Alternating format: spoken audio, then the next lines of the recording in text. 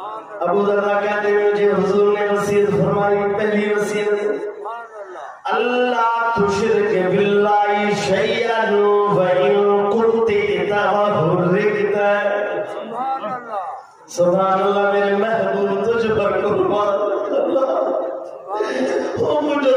محبوب تجھے قربان، مجھے محبوب دا فرمائے ابو درداء تو کہ وصیت ہو گیا کدہ بھی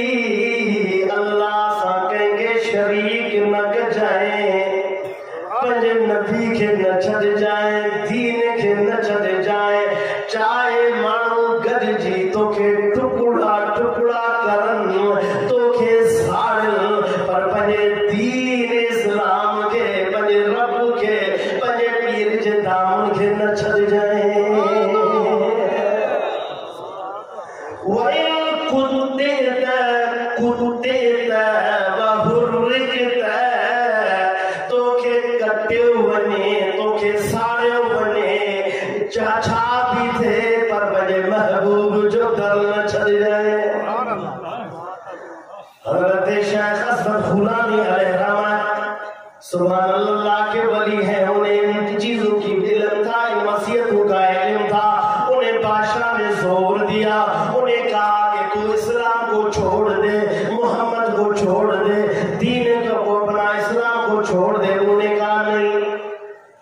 کفر اختیار کر ایمان چھوڑ دے، انہوں نے کہا کہ ہم آپ کو آگ میں جلائیں گے، کہا بلی جلاؤ، انہیں آگ میں ڈالا گیا، ان کا آگ باغ بہار بن گیا۔ وہ جب جاتے مدینہ میں عمر پوچھتے ہیں ان سے تو کہاں سے آیا ہے، کہتا ہے فلان سے آیا ہوں، کہتا ہے کہ فلان میں ایک شخص ہے جس کا نام اسود ہے، انہوں نے اس حدیث پر عمل کی ہے، حضور کی کنتے تبہر دیتا ہے، انہیں جلایا جائے بھی دین نہ چھوڑے، ہم نے سنا ہے انہیں آگ میں ڈالا گیا لیکن دین کو نہیں چھوڑا، اسلام کو نہیں چھوڑا، میرے محبوب محمد کریم کے راستے کو نہیں چھوڑا، لیکن انہیں آگ میں ڈالا گیا، آگ اس کا باغ بہار بن گیا۔ کیا تجھے اس بات کا علم ہے کہ نہیں؟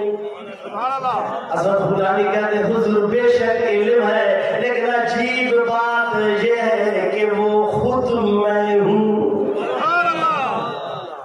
وہ تو تابعین تھے، عمر فاروق خلیفہ قوم تھے، اٹھتے اور ان کے پیشانی پر بوس دینا شروع کر دیتے۔ سبحان اللہ، معلوم ہوا اس حدیث پر عمل کرنے والوں پر کو صحابہ کرام بھی بوس دیتے ہیں۔ میرے نبی فرماتے ہیں ابو درداء کسی بھی حال میں دین کو مت چھوڑ